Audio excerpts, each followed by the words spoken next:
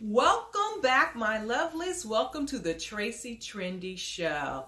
How are you guys doing? Let's talk about some love after lockup and get our felon freak on. Okay, let's get this felon freak on. Speaking of a felon freak, I know you guys all heard about Dylan being back in jail. Let's take a moment of silence. Well, Dylan, he got caught in Chicago. That little scammer got caught in Chicago.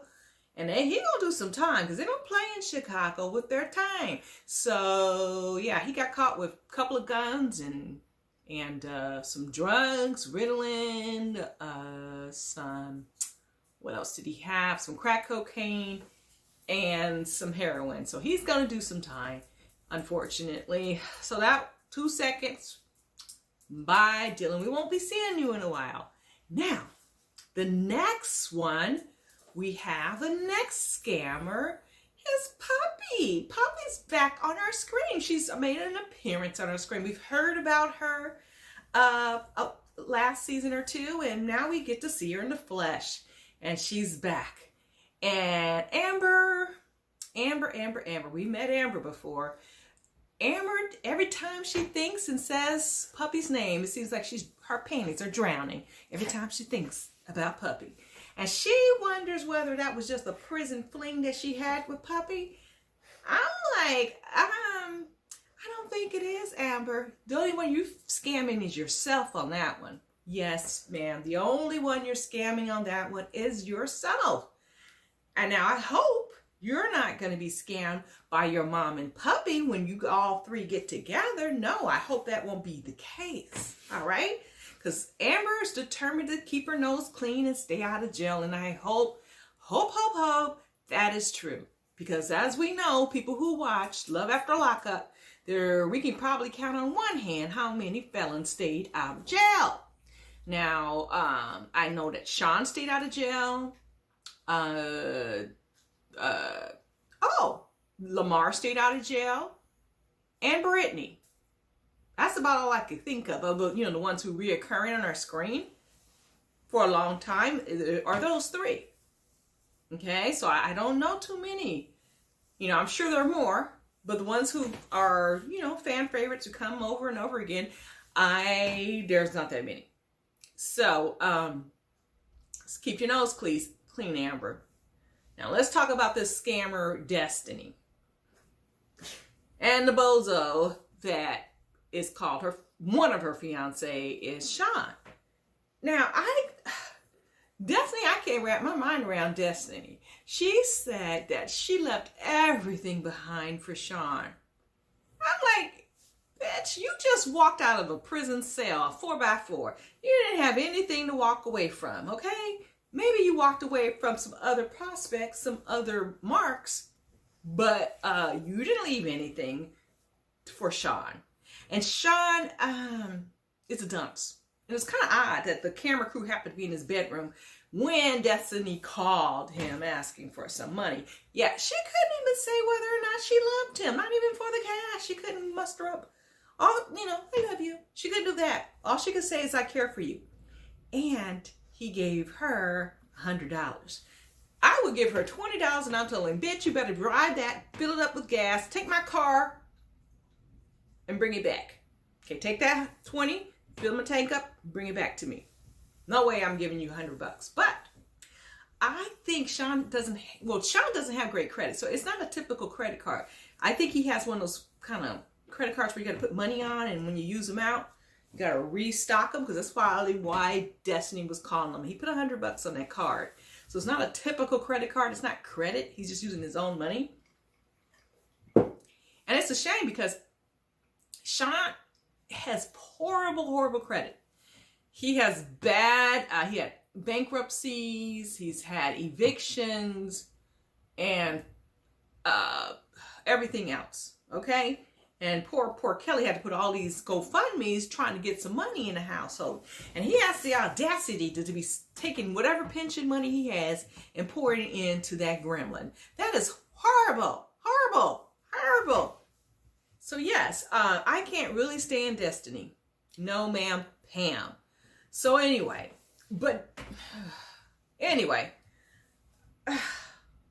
I just don't understand Sean. He's worried about this $50,000. He should have been worried about his kids. And now you got somebody else in your bullshit, Sean. You called the pizza man and he's telling you of the damn address. That's a liability on the person you called up. You brought somebody else in your bullshit. If the pizza guy should not have given you her address. That's a big, big no-no. So, anyhow, Sean, you're crazy, okay? You got 6 kids. Destiny has 5 that she doesn't really care about. You need to get your act together. So, moving on. I mean, really, moving on to Andrea and Lamar. Andrea, you're a big puzzle. You're supposed to be a Christian, a Mormon. And Mormons, Christians like to have their family together. So why can't Lamar bring his family into the fold? Why can't he do that without you having a conniption? And you don't like being in Watts yet because you say it's the ghetto, but you bring the ghetto wherever you go. Okay? You bring it wherever you go. So why is the outrage? Why is she acting so crazy? Because Lamar wants to see his daughter that he had long before he even met you. Okay? Now, in my other video, I said that there was some little problem with the mother-in-law, which is Lamar's mother. She's kind of color struck, according to Andrea, meaning that she doesn't like the darker skinned grandkids. Or at least that's what Andrea said. Okay, so maybe she feels like, well, you know what? You can't see that kid who happens to be lighter than her daughter. I don't know. Anyway, moving on. I don't know. It's just that, never mind. I'm going to move off of that one. Then I don't understand what Andrea's her thinking, because she's a real estate assistant, not agent, assistant. But you could lose your job, Andrea, if you're actually taking your kids to go swimming in somebody's house pool. Okay? You can't do that. Even Tennyson knew that. You can't freaking do that. Oh my gosh. I mean, really, does Adrian go with Mary Crosby's church on Salt Lake City Housewives? Because she's full of, the elevator don't go all the way up to the stairs. Okay? And it's bad that Lamar told Priscilla to keep a secret, but my goodness, you don't come running up to your husband like a bull swinging and yelling. Okay? You have a conversation. Oh my gosh. And then in the meantime, Andrea, calm down. You're looking like a dry-ass gopher. Just calm down. All right? Get your thoughts together. Breathe before you come charging. And anyway, let's move on to Malcolm and Sarah. It's weird. You know, with Malcolm, I'm wondering if is he a plant? Because I've never seen Malcolm kiss the Pillsbury Dough girl. I have never seen him kiss the Pillsbury Dough girl either. When she was saying goodbye, when Sarah was saying goodbye to Malcolm, they just hugged. Nothing more than a hug. And I'm thinking, shoot, Malcolm's like, a kiss? Now that's not in the contract. But anyway, if it's real, Malcolm needs to do best, assess the situation, and roll on out.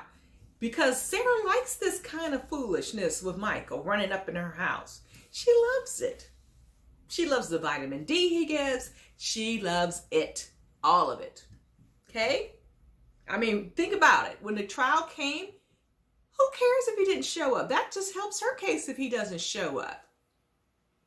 She didn't have to come there the day before to make sure he showed up to court. And if Michael was any kind of father, he wouldn't have been boozing it up and sexing it up with some random in a hotel. He wanted to make sure he would get a good night's rest, so he'll be up there early enough to go to court. But that was not a priority for him. He's not thinking about that. I've always said he's there for the weed checks. And maybe Malcolm is there too for the weed checks. I don't know, because I've never seen him kiss. All right. Moving on to Shovel and Quaylon. Whew. Quaylon looks like he was high as a kite. Now, I should be calling him Quaalude, because dark of his eyes were going whoop like that on the confessionals. And he's talking about, oh, I'm missing me some shovel. You're not missing no damn shovel. You couldn't get out there fast enough back home. You keep rolling back to Houston, to your mama's house, every chance you get. You're not missing shovel. And shovel, if this guy was in your back pocket, this nice guy, if he's not a WeTV plant, why are you entertaining yourself with a felon for all these years? Why? If you got this cool dude, I know you're saying he was dating someone and you were dating someone, whatever. If this is a legit guy, Shovel, I'm telling you, don't mention Michael. Don't mention any of, not Michael, Quaylon. Don't mention any of that drama you had with him. He's dust. He's in the background. Don't think about him. Don't. You got a shot. And this is not with a felon. And I'm glad that Quaylon is actually got a job, brushing up hair on the floor at the barbershop. Those are some characters at that barbershop. There's this one guy, I think his name is Cadillac. And he seems like Boomhauser from, oh gosh, King of the Hill. He sounded like Boomhauser. It was funny that they put the little closed captioning under there. Because otherwise we would not be able to read that he said, sow in your royal oats. We would not have been able to catch that because he would have like, we wouldn't have caught it at all. Whoa, all right. Anyway, okay. I'm about to be done. I think I'm done with this critique of this episode of Love After Lockup. It was entertaining in parts. Yes, it was entertaining. I will give this episode an A-.